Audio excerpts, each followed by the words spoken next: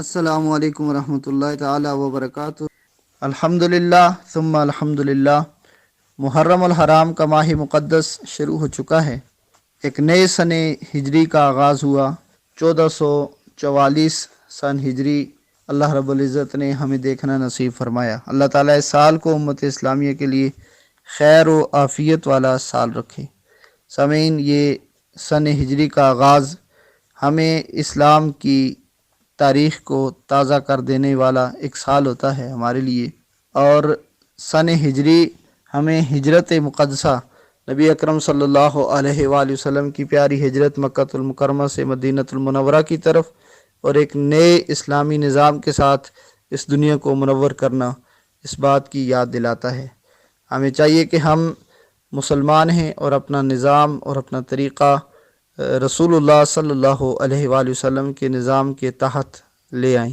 ایمان کا یہ تقاضا ہے کہ جب تک ہم اپنی خواہشات کو ختم نہیں کریں گے اور ہم رسول اللہ صلی اللہ علیہ وسلم کے فرامین پر عمل نہیں کریں گے، دینی دنیاوی معاملات میں ہماری کامیابی ممکن نہیں ہے۔ اللہ تعالی ہمیں دین اسلام پر کامل عمل پیرا ہونے کی توفیق عطا فرمائے۔ یہ ماہ مقدس محترم مہینہ ہے، حرمت والا مہینہ ہے، اور اس میں برائی سے محفوظ ہونا چاہیے، کیونکہ حرمت والے ماہ مقدس میں ایک برا کام جس طرح نیکیاں بڑا درجہ رکھتی ہیں، اس طرح برائی بہت بری ہوتی ہے اور وہ بھی ڈبل سزا ملتی ہے۔ اللہ تعالیٰ اپنا عطا فرمائے۔ عاشورہ یعنی 9 اور 10 کا روزہ، یہ سنت ہے۔ 9 اور 10 محرم کا روزہ رکھنا چاہیے۔ 9 محرم اور 10 محرم کا روزہ رکھیے، رسول اللہ صلی اللہ علیہ وآلہ وسلم کی سنت مبارکہ ہے۔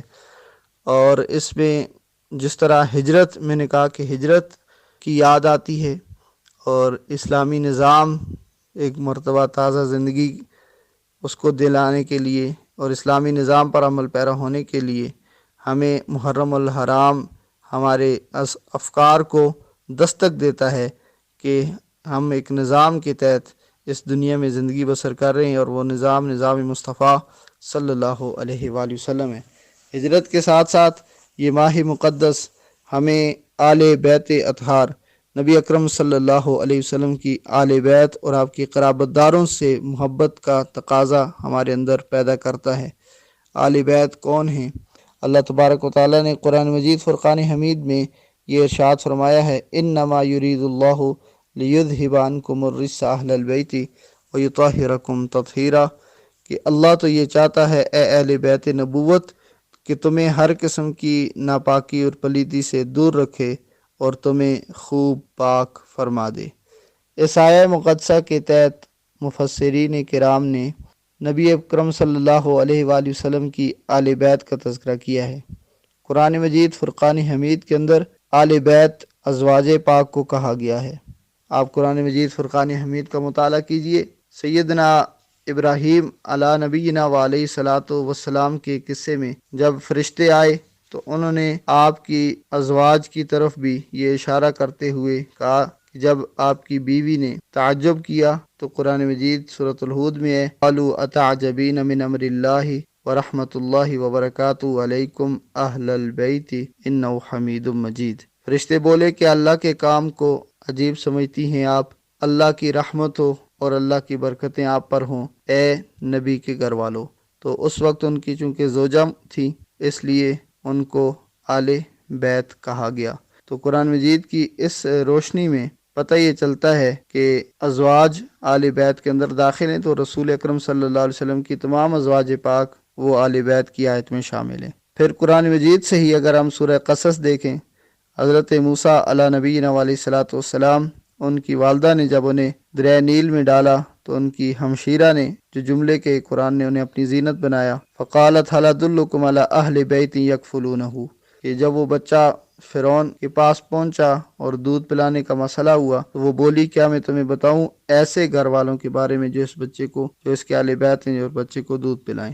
والدین بھی اہل بیت اطہار میں شامل ہوتے ہیں۔ تو رسول اللہ صلی اللہ علیہ وسلم کا خاندان یعنی ازواج اور آپ کے والدین اہل بیت میں شامل ہیں، اور اولاد چونکہ وہ اہل بیت میں ہیں۔ اور قرآن مجید کے بعد دوسرا نمبر تفسیر کا، تفسیر بالحدیث ہوتا ہے، رسول اللہ صلی اللہ علیہ وسلم جب یہ آیت مقدسہ اتری، حضرت ام سلمہ رضی اللہ تعالیٰ عنہ بیان کرتی ہیں کہ میرے گھر میں یہ آیت تطہیر نازل ہوئی تو رسول اکرم صلی اللہ علیہ وسلم نے حضرت فاطمہ، حضرت علی، حضرت حسن اور حضرت حسین رضی اللہ تعالی عنہم اجمعین کو بلایا اور ایک چادر میں رکھ کر کہا، اللہم ہاؤلائی اہل بیتی، اے اللہ یہ میرے آل بیت ہیں۔ اور جس وقت آیت مباہلہ نازل ہوئی تو آپ صلی اللہ علیہ وسلم انہی کو لے کر، یعنی حضرت علی، حضرت فاطمہ، حضرت حسن اور حضرت حسین کو لے کر گئے اور دعا کی، اللہم ہاؤلائی اہل بیتی، یا اللہ یہ میرے آل بیت ہیں۔ ان حدیث کی روشنی میں پتہ چلتا ہے کہ حضرت علی، حضرت فاطمہ رضی اللہ تعالیٰ عنہ اور ان کی اولاد حسنین کریمین رضی اللہ تعالیٰ عنہ اجمعین، امام حسن اور امام حسین، جنتی جوانوں کے سردار امام حسن اور امام حسین رضی اللہ تعالیٰ عنہ و سلام اللہ علیہما، یہ آل بیت اطہار کے اندر شامل ہیں اور ان کی محبت ہمارے اوپر واجب ہے، ان کی تعظیم رسول اللہ صلی اللہ علیہ وآلہ وسلم کی رضا ہے۔ تو اس لیے آل بیت میں ازواج، والدین اور اولاد یہ سارے شامل ہیں۔ اللہ تعالی ہمیں سب سے برابر پیار کرنے کی توفیق عطا فرمائے۔ اللہم صلی علی سیدنا مولانا محمد وعلی آل سیدنا مولانا محمد وبارک وسلم۔ عن زید بن ارقم رضی اللہ تعالی عنہ قال قال رسول اللہ صلی اللہ علیہ وآلہ وسلم انی تارک فیکم ما ان تمسکتم به لن تضلوا بعدی احدہما اعظم من الآخر کتاب اللہ حبل ممدود من السماء الى الارض وعطرتی اہل بیتی ولن يتفرقا حتى يردا علی الحوض فانظروا کیف تخلفونی فیہما، رواہ الترمذی وحسنہ۔ ترجمہ سنیے، حضرت زید بن ارقم رضی اللہ تعالی عنہ سے مروی ہے کہ رسول اللہ صلی اللہ علیہ وآلہ وسلم نے ارشاد فرمایا، میں تم میں ایسی دو چیزیں چھوڑے جا رہا ہوں، اگر تم میرے بعد انہیں مضبوطی سے تھامے رہو گے تو ہرگز گمراہ نہ ہو سکو گے۔ ان میں سے ایک دوسری سے بڑی ہے، وہ اللہ کی کتاب ہے، آسمان اور زمین تک لٹکی ہوئی رسی کی طرح ہے، اور دوسری میری عطرت ہے، یعنی میری آل بیت، یہ دونوں آپس میں جدا نہ ہوں گے یہاں تک کہ دونوں میرے پاس حوض کوثر پر آئیں گے، دیکھنا میرے بعد تم ان کے ساتھ کیا سلوک کرتے ہو۔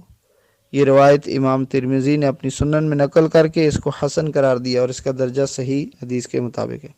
ماہ مقدس، ماہ محرم الحرام، یہ ہمیں ہجرت کی بھی یاد دلاتا ہے اور ایک عظیم حادثے کی یاد دلاتا ہے جسے امت اسلامیہ کبھی نہ بھول سکے گی، اور وہ حادثہ ہے واقعہ کرب و بلا، جس میں امام علی مقام امام حسین رضی اللہ تعالیٰ عنہ علیہ السلام اور آپ کی جملہ آل اور آپ کے غلاموں کو بے دردی کے ساتھ شہید کیا گیا اور ناحق انہیں قتل کیا گیا۔ اللہ رب العزت نے ان کی استقامت اور صبر کے صدقے میں دین اسلام کو قائم اور دائم رکھا کہ آپ نے اپنی جان تو قربان کر دی لیکن نہ ظلم کا ساتھ دیا نہ ظالم کا ساتھ دیا۔ یہ حدیث مبارک جو میں نے آپ کے سامنے پڑھی ہے، رسول اللہ صلی اللہ علیہ وسلم نے ارشاد فرمایا کہ میں دو چیزیں تمہارے اندر چھوڑے جا رہا ہوں، اگر تم انہیں تھامے رکھو گے تو کبھی بھی گمراہ نہیں ہو سکو گے۔ تو جو ان دو چیزوں سے پیار کرے گا، قرآن اور آل بیت سے، تو رسول اللہ صلی اللہ علیہ وسلم نے فرمایا کہ وہ کبھی گمراہ نہیں ہوگا۔ قرآن میں تحریف نہ کی جائے، قرآن جو متفق علیہ نازل شدہ کتاب ہے اور قرآن میں تحریف ہو بھی نہیں سکتی، ساری امت کا اس بات پر اتفاق ہے۔ اس لیے میں نے آل بیت کی تشریح میں قرآن کی آیات بھی آپ کے سامنے پیش کی کہ آل بیت سے ازواج پاک، آپ صلی اللہ علیہ وسلم کے والدین اور آپ کی اولاد، یہ سارے شامل ہیں۔ اس لیے قرآن اور آل بیت کا دامن نہ چھوڑنا، گمراہ نہیں ہو سکو گے۔ رسول اللہ صلی اللہ علیہ وآلہ وسلم نے ارشاد فرمایا کہ وَلَن يَتَفَرَّقَا حَتَّى يَرِدَا عَلَيَّ الْحَوْض، یہ کتاب اللہ اور میری آل بیت ہرگز کبھی جدا نہیں ہوں گے یہاں تک کہ یہ حوض کوثر پر واپس آ کر ملاقات کریں گے۔ لیکن امت کو ارشاد فرمایا فَانظُرُوا كَيْفَ تَخْلُفُونِ فِيهِمَا، تم دیکھنا کہ تم ان کے ساتھ کیسا سلوک رکھتے ہو۔ اور پھر میدان حشر میں جب حوض کوثر پر صاحب کوثر نبی اکرم صلی اللہ علیہ وسلم کے پاس حاضر ہوں گے تو تم بھی وہاں پر پانی کے لیے آؤ گے تو یہ تمہارے سامنے موجود ہوں گے، لہٰذا ان کے ساتھ ایسا برتاؤ کرنا اور ایسا خیال رکھنا کہ کل حوض کوثر میں پانی پینے کے قابل بنو۔ تو اللہ تبارک و تعالی ہمیں آل بیت کی کامل محبت بھی اور اطاعت بھی عطا فرمائے۔ جو بھی آل بیت یعنی ازواج یا آل اولاد سے دشمنی کا عنصر رکھتے ہیں، اللہ تعالیٰ انہیں ہدایت عطا فرمائے، ہمیں ان سے دور فرمائے۔ اور جو اتنا عظیم حادثہ ہوا، جنہوں نے کربلا میں آل علی کو ذبح کیا اور جنہوں نے ان پر تلواریں چلائیں، ان کی آل اولاد کو شہید کیا، اللہ تعالیٰ پناہ عطا فرمائے اور ہمیں آل نبی صلی اللہ علیہ وسلم کی سچی محبت عطا فرمائے۔ آمین۔ وصلی اللہ تعالیٰ علی سیدنا محمد وآلہ وصحبہ اجمعین۔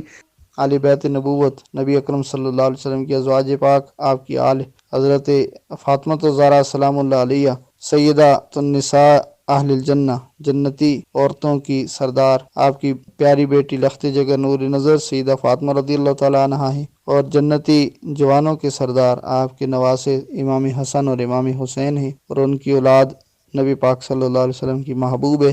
اللہ تبارک و تعالیٰ کی بارگاہ میں دعا ہے کہ اللہ رب العزت ہمیں صحابہ کرام، آل بیت اطہار اور بالخصوص رسول اللہ صلی اللہ علیہ وسلم کی جملہ آل بیت سے پیار کرنے کی سعادت اور توفیق عطا فرمائے۔ آل بیت کی محبت اللہ والوں کی محبت دین کی محبت ہے، اور یہ کامیابی کا زینہ ہے، اور اسی پر اللہ رب العزت ہمیں استقامت عطا فرمائے اور اسی محبت کی سلامتیاں عطا فرمائے۔ اور زندگی محدود ہے، اس میں ہمیں نیک لوگوں کی نسبت اور سنگت اور ادب کی دولت عطا فرمائے، کسی کی بے ادبی سے توہین سے اللہ تعالیٰ محفوظ فرمائے۔